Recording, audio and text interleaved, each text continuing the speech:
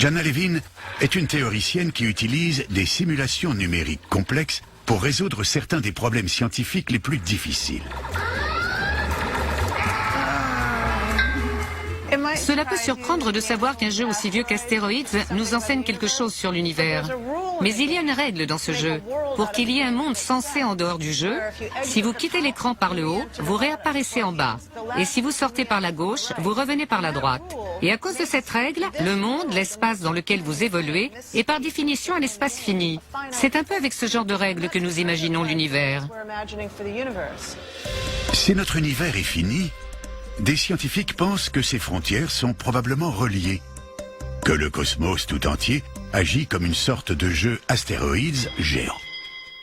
Si nous pouvions plier cet espace, nous pourrions voir que c'est quelque chose de plus intuitif.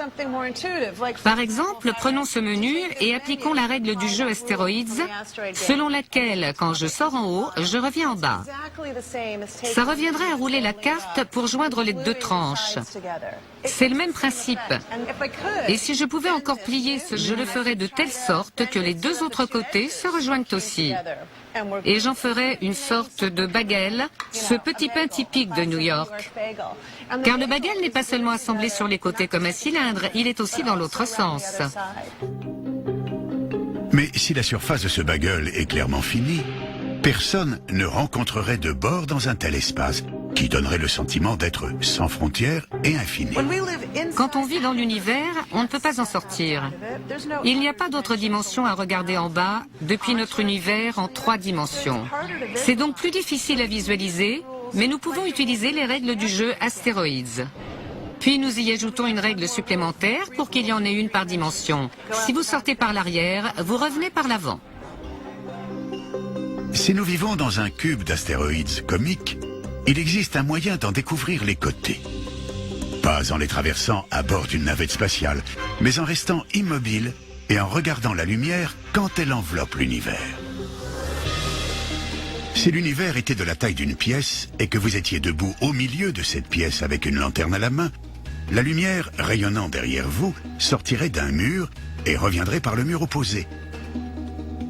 Vous verriez ainsi votre silhouette arrière dans le mur situé face à vous. En regardant à droite, vous verriez la lumière provenant du côté gauche. La pièce serait donc comme recouverte de miroirs, et vous verriez une image de vous-même sur tous les murs. Quand nous regardons le ciel nocturne, nous ne voyons pas tous ces miroirs, mais l'espace est si vaste que la lumière peut mettre plusieurs milliards d'années pour réaliser une boucle dans l'univers. À cette échelle épique, l'espace et le temps sont tels que les reflets seraient tous différents les uns des autres. Imaginez que cet enclos est notre univers. Il se répéterait à l'infini, donnant l'illusion que nous vivons dans un espace infini. Mais si cet enclos était placé à 30 années-lumière par là, je ne me verrais pas comme je suis actuellement, mais comme un petit garçon de 10 ans, car je regarderais 30 ans en arrière. Notre Voie lactée est vieille d'environ 13 milliards d'années. Elle est là depuis quasiment aussi longtemps que l'univers lui-même.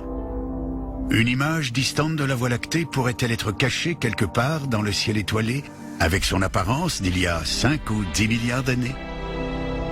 Et dans ce cas, comment reconnaître cette version antérieure?